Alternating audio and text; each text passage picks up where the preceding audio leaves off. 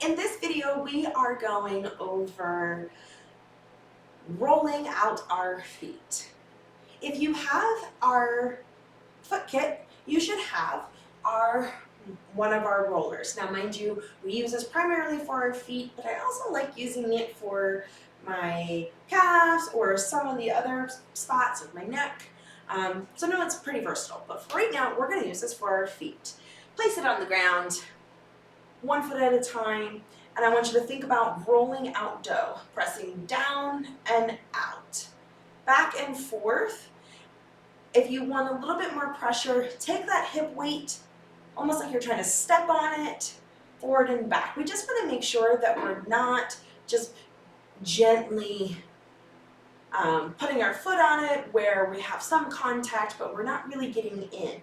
If you find that you're somebody who tends to have plantar fasciitis, this is a really great exercise to do as it really gets down into the plantar fascia.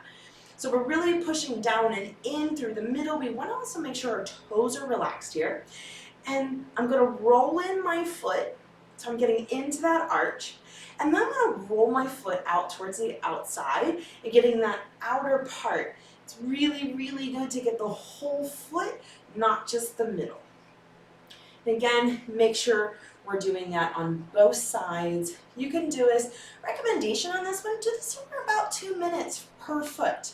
If you're quick for time, get about 10 to 20, back and forth. Rolling in, down that middle, out to the outside.